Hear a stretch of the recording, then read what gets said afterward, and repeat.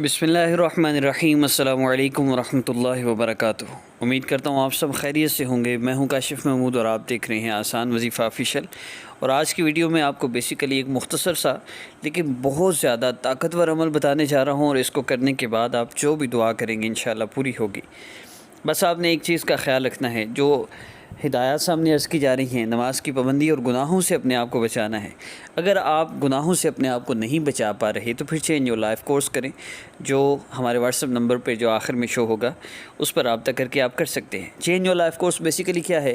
اس میں وہ اعمال ہیں جن اعمال کو کرنے سے اللہ رب العزت کا تعلق ملتا ہے، اور اللہ رب العزت سے ایسی محبت ہو جاتی ہے جیسی اللہ چاہتے ہیں میرا بندہ مجھ سے ایسے محبت کرے۔ تو اس کا خاص طور پہ یہ کورس ان لوگوں کے لیے ہے جو وظیفے کر کر تھک گئے، ان کا مسئلہ وظیفوں سے حل نہیں ہو رہا، اب ضرور کوئی نہ کوئی ایسا ان کا عمل ہے جو رکاوٹ بنا ہوا ہے۔ اس کورس کو کرنے سے وہ اعمال جو رکاوٹ بنتے ہیں وہ ختم ہو جاتے ہیں اور اللہ پاک مسئلہ حل فرما دیتے ہیں۔ چینج یور لائف کورس کرتے ہوئے جو بندہ میرے اپلوڈ ہونے والے وظائف کو کر لے، جو 3 احادیث مبارکہ سے لیے گئے ہیں، انشاءاللہ اس کا دنیا آخرت کا ہر مسئلہ حل ہو جائے گا انشاءاللہ۔ مجھے اللہ کی ذات عالی پر یقین ہے، کیونکہ پچھلے سال میں ہر بندے کو سکون ملا۔ ہر بندہ جس نے یہ عمل کیا میری انسٹرکشنز کے مطابق، اس کی زندگی میں سکون آیا ہے۔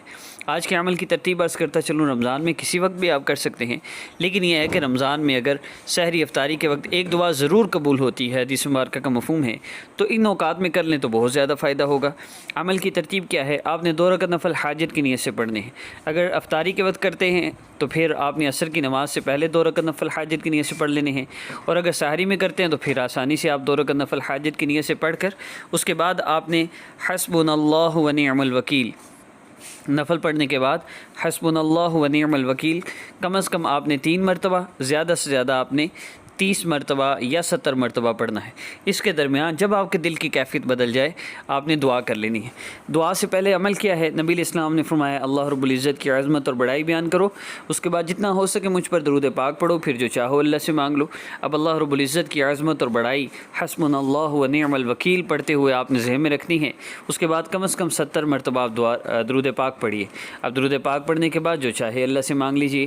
اب دعا کرنی ہے، اور دعا میں اللہ رب العزت کے احسانات کو یاد رکھتے ہوئے، اللہ آپ نے اتنے احسانات فرمائے، ایک احسان اور فرما دیجیے، پھر اللہ رب العزت سے اپنے مسئلہ کے حل کے لیے مانگ لیجیے۔ جب نبی علیہ السلام فرما رہے ہیں جو چاہو مانگ لو، تو کیوں نہیں ملے گا؟ یقین سے کیجیے۔ اور جب آخر میں دعا کر لیں تو 3 مرتبہ درود پاک لازمی پڑھیے گا۔ اپنی والدہ کا نام کسی کو نہ دیں، تصویر نہ دیں، جادو نصیبت بندش کے نام پر لوٹا جاتا ہے، ہرگز کس سے رابطہ نہ کریں۔ عمل کی اجازت، ہماری حوصلہ افزائی کے لیے چینل کو سبسکرائب کر لیجیے۔ نیکسٹ ویڈیو میں ملاقات ہوگی۔ السلام علیکم ورحمۃ اللہ وبرکاتہ۔